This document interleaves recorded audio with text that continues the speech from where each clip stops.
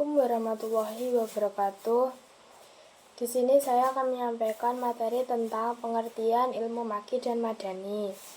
Maki adalah susunan dari kata yang terangkai, saling berdampingan, dan selalu ada keterkaitan karena dua kata ini merupakan satu paket yang menjadi salah satu kajian terpenting dalam ulum Al-Quran.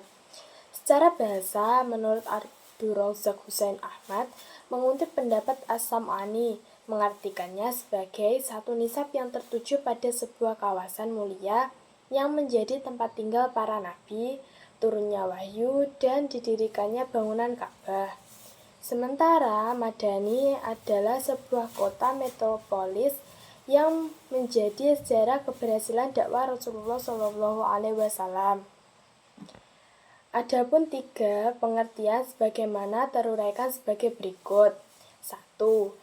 Maki adalah dari ayat-ayat Al-Quran yang turun di Mekah dan kawasan sekitarnya, seperti persinggahan Rasulullah di Arafah, Hudaybiyah, dan Mina, walaupun faktanya beliau telah hijrah ke Madinah.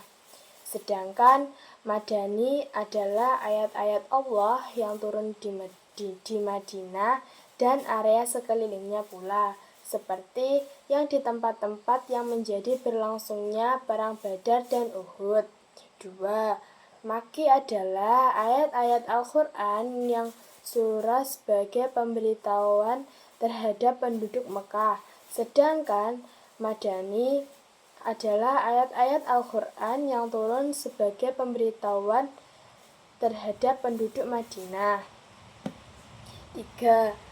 Maki adalah ayat-ayat Al-Quran yang turun sebelum hijrah Rasulullah ke Madinah, walaupun ayat-ayat Al-Quran yang turun secara persis di Makkah. Sedangkan Madani adalah ayat-ayat Al-Quran yang turun setelah itu.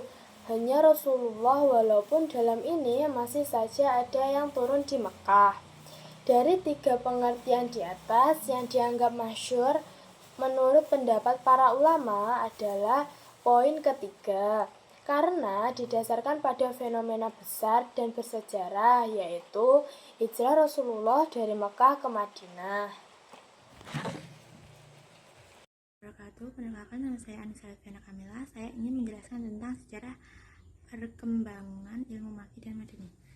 Sejarah perkembangan ilmu maki dan madani sendiri secara berangsur-angsur selama lebih dari 23 tahun memicu timbulnya disiplin ilmu tertentu secara yang khusus untuk menguraikan sesuatu di balik peristiwa panjang tersebut, seperti ilmu ashab, al-nuzul, maki, madani, nasih, mansuh, dan yang lainnya. Berdasarkan keterangan dari kitab Tabaqat karya Ibnu Sa'ad yang dikutip oleh Al-Suyuti, ditemukan sebuah riwayat yang bisa diklaim sebagai permulaan yang berpengaruh terhadap timbulnya terminologi maki dan madani. Bertolak dari itu, maki dan madani kemudian berkembang dari masa ke masa hingga membentuk tiga pendapat mengenai definisi dan konsepnya. 1. Berdasarkan tempat penurunan ayat makan al-nuzul. 2. Berdasarkan waktu zaman al-nuzul. 3. Berdasarkan kitab ayat kitab al-nuzul. Sekian presentasi dari saya. Wassalamualaikum warahmatullahi wabarakatuh. Karakteristik dan contoh ilmu maki dan madani. Beberapa karakteristik acuan dalam menentukan makiyah dan madaniyah sendiri ada beberapa standarnya. Yang pertama yaitu karakteristik al-makiyah. Di sini ada beberapa karakteristik yang saya cantumkan, yaitu yang pertama, setiap surah yang di dalamnya terdapat kata kalla. Yang kedua, setiap yang di dalamnya terdapat kata wama adroka. Yang ketiga, surah yang diawali dengan pujian-pujian bagi Allah. Yang keempat, setiap surah yang di dalamnya terdapat ayat sajdah. Yang kelima, setiap surah yang di dalamnya terdapat himbauan-himbauan. Yang keenam, setiap ayat yang di dalamnya terdapat kata ya bani adama, atau surat yang di dalamnya terdapat kata ya bani adama. Yang ketujuh, setiap yang di dalamnya terdapat kisah para nabi terdahulu. Yang kedelapan, setiap surah yang ada atau terdapat kisah Nabi Adam dan para iblis. Dan yang kesembilan, setiap yang ada di dalamnya kata wasf. Nah, itu tadi ke-9 karakteristik atau ciri dari ayat Makkiyah. Tetapi dalam presentasi kali ini yang saya cantumkan hanya beberapa yang ada di dalam PPT, yaitu yang pertama, setiap surah yang di dalamnya terdapat kata kala. Maksud dari kata kala di sini memiliki arti kecaman atau ancaman yang terdapat dalam surah-surah Makkiyah. Kenapa kok hanya terdapat dalam surah Makkiyah? Karena surah Makkiyah itu turun di kota Mekah, dan konteks kecaman atau ancaman ini tertuju kepada orang-orang musyrik yang selalu membangkang dan merasa angkuh pada Nabi maupun Allah. Yang kedua yaitu surah-surah yang di dalamnya terdapat kisah para nabi terdahulu. Kisah para nabi terdahulu ini terdapat pada surah dan ayat-ayat Makkiyah. Kisah para nabi terdahulu ini bermaksud untuk memberi pengajaran dan bahkan dapat kita jadikan pedoman untuk bagaimana kita menyikapi apa saja yang kita dapat dari lingkungan luar maupun hikmah yang dapat kita ambil dari para nabi terdahulu tersebut. Untuk selanjutnya, karakteristik dan ciri-ciri surah Madaniyah. Ada beberapa saya cantumkan di sini, yaitu yang pertama, setiap yang di dalamnya terdapat aturan-aturan hukum. Yang kedua, surat yang di dalamnya menceritakan mengenai kaum munafik. Yang ketiga, setiap surah yang di dalamnya terdapat seruan ya ayyuhalladzina amanu. Yang keempat, setiap yang ada di dalamnya seruan mengenai untuk berjihad. Yang kelima, setiap yang di dalamnya terdapat perdebatan mengenai ahli kitab.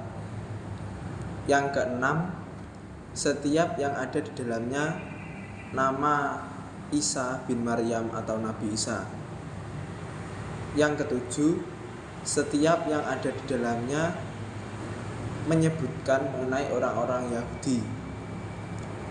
Yang kedelapan, setiap yang ada di dalamnya kata An-Nasyara atau orang-orang Nasrani. Yang kesembilan, setiap yang ada di dalamnya kata Ar-Riba. Dan yang terakhir, setiap surah yang di dalamnya menyebutkan kata zina. Nah, itu beberapa karakteristik atau ciri-ciri yang terdapat dalam ayat Madani. Dan di PPT kali ini saya tampilkan hanya 2 saja. Yang pertama yaitu setiap surah yang di dalamnya terdapat aturan-aturan hukum. Aturan-aturan hukum di sini meliputi aturan hukum kisos, sarikoh atau pencurian, perzinaan, hukum waris, dan sebagainya. Salah satu surah yang di dalamnya terdapat aturan-aturan hukum di situ yaitu seperti pada surah An-Nisa dan Quran surah Al-Baqarah. Yang kedua yaitu setiap yang di dalamnya surah yang di dalamnya terdapat seruan untuk berjihad. Seruan untuk berjihad ini meliputi berjihad ke jalan Allah, baik dengan peperangan, thalabul ilmi, maupun melawan hawa nafsu pada diri sendiri. Surah dan ayat yang di dalamnya membahas mengenai jihad ini adalah contohnya pada Quran surah Al-Imran, Al-Anfal, Al-Ahzab, dan Al-Hadid. Dan yang lainnya masih ada banyak, tetapi cukup itu yang dapat saya sampaikan. Terakhir, kesimpulannya adalah ilmu maki dan madani adalah serangkaian kata yang berkaitan dengan tujuan menjadi landasan untuk mengkaji dan juga memahami ayat-ayat Al-Quran untuk dikaji dan dipahami isi ayat tersebut. Terima kasih, sekian dari kami, kelompok 3, kurang lebihnya mohon maaf. Wassalamualaikum warahmatullahi wabarakatuh.